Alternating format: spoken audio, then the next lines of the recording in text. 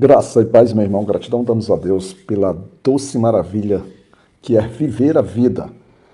Hoje, dia 10 de fevereiro de 2026, nós meditaremos na palavra do Senhor no capítulo 51 do livro de Isaías. E nele nós mergulharemos lá no versículo 9 que diz assim: Desperta, desperta, ganhe força ao braço do Senhor. Desperta como nos dias antigos, nas gerações dos tempos antigos. Não és tu aquele que cortou Raabe e feriu o monstro marinho? Temos aqui um clamor, temos aqui uma situação muito específica e que na leitura do capítulo, nós poderíamos entender como uma resposta ou do profeta que efetivamente estava anunciando as maravilhas do Senhor para o seu povo, ou poderíamos entender também como uma resposta do próprio povo que, ao receber, né, aquelas maravilhas e comparar com o seu momento de cativeiro, o seu momento de dor, o seu momento inclusive, de uma comparação como nós falamos no devocional passado, sobre a questão do silêncio do Senhor, já que o Senhor chegou no capítulo passado a questionar o povo para que o povo pudesse mostrar a carta de divórcio, estabelecida como se fosse uma ação de Deus sobre aquele povo no sentido de se divorciar, de se separar e não de aceitar que o distanciamento que determinava era o próprio povo. Então aqui, nesse capítulo em que o profeta traz esperança, né? Traz esperança para o povo, mas o engraçado é que ele traz uma esperança para o povo, e aí entra numa discussão muito intensa nas nossas vidas, é que quando o Senhor está falando, se ele está falando para um povo específico, para a parte de um povo específico, ou está falando para o povo como um todo, né? Sempre nessa questão vamos dizer assim, a salvação, se Deus que nos salva, ele alcançará a todos, ou se ele alcançará a parte, porque temos dentro da Bíblia que vamos dizer assim, um direcionamento, ou por muitas passagens, que a gente vê que claramente parte do povo, que ele vai falando inclusive sobre o remanescente fiel, que aí está se falando sobre Israel, mas isso também recai sobre o aspecto da igreja. Por quê? Porque ele vai trazer sobre o joio e o trigo, vai trazer sobre aquele que é justo e injusto, vai trazer sobre aquele que se esconde dentro da igreja. Então, é uma porção de concepção de um cenário, e aqui, nesse capítulo, especificamente logo no versículo 1, ele diz assim: escutai-me vós que seguis a justiça, vós que buscais o Senhor, olhai para a rocha de onde vós sois talhados e para o buraco da mina de onde vós sois extraídos.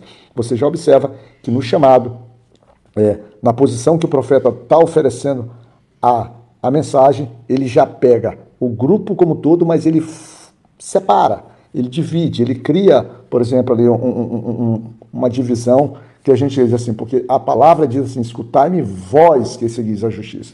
E nós bem sabemos que a nação de Judá, ou Israel, como nós chamamos sempre, né? Apesar de haver a divisão dos povos, a divisão das tribos, a gente bem sabe que, nós bem sabemos que não é bem assim. O povo era perdido em idolatria, o povo era perdido em desobediência, o povo era perdido em serviço, mas entre esse povo nós caracterizamos, ou vemos, ou enxergamos, ou clarificamos personagens específicos que tinham uma adoração sincera, que tinham um temor verdadeiro, que tinham um clamor real, que tinham uma busca pela justiça real, como nós podemos citar aqui o próprio profeta, o próprio Isaías, que segundo a palavra do Senhor, segundo a vontade do Senhor, ele era alguém que levantava-se manhã após manhã, né? Ele tinha os ouvidos despertados para ouvir como erudito, ou seja, para ouvir como alguém que está capacitado, para ouvir alguém que o conhecimento trazido, que não era um conhecimento tão fácil, mas para ele se tornava compreensivo. Então a gente já consegue ver que há uma separação, porque haveriam aqueles que não teriam a capacidade de escutar, ou pelo menos de uma forma que possa abrandar o nosso coração, a nossa compreensão, né? E trazer um certo sossego, pelo menos para a visão daqueles que não entendem ou não vislumbram a eleição como algo, como da própria vontade de Deus, mas que entra sempre no aspecto da vontade humana, da decisão humana, da participação humana no processo de salvação, né? Porque o que a gente consegue perceber são sempre esses meandros quando a gente chega em texto como esse. Mas aqui a clareza é muito grande. Há pessoas que ouvirão, que escutarão, e há pessoas que não escutarão. E essas pessoas, que são essas que buscam a justiça, que são convidadas, chamadas, motivadas, alertadas para que elas pudessem olhar para a rocha. E a rocha é Cristo Senhor. E aí fica uma concepção muito, muito real. Você, no seu dia a dia, para quem você está olhando? Em especial, quando a gente se refere, por exemplo, sobre nossos momentos difíceis, que aqui Judá vivia um momento de cativeiro, o cativeiro babilônico, né? Então, para onde você olha? A palavra de Deus lá no Salmo 119 ou 121, eu sempre me, me, me confundo, por incrível que pareça, um salmo tão rotineiro, em que ele diz assim: eleva os meus olhos para o monte e de onde me virá o socorro? Meu socorro vem do Senhor. É aqui que ele está dizendo: olhe para a rocha, olhe para aquele que tem o socorro. Porque Deus aqui, ou o profeta está estabelecendo, apresentando um Deus que tem o poder de consolar, conforme está escrito lá no versículo 3, que ele diz assim: porque o Senhor consolará a Sião, ele consolará todos os seus lugares abandonados.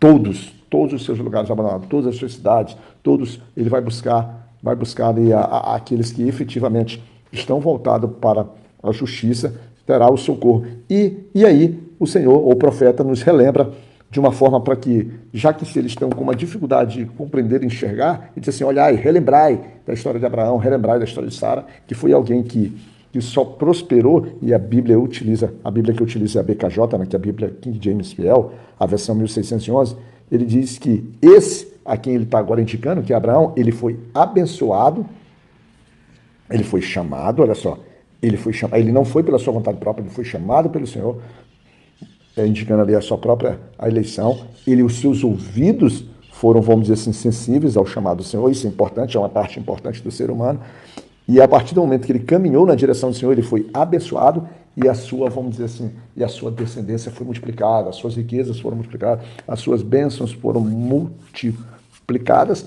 transformando Abraão de um simples homem num homem fantástico, no pai de grandes nações. O Senhor pega um homem e engrandece e o honra.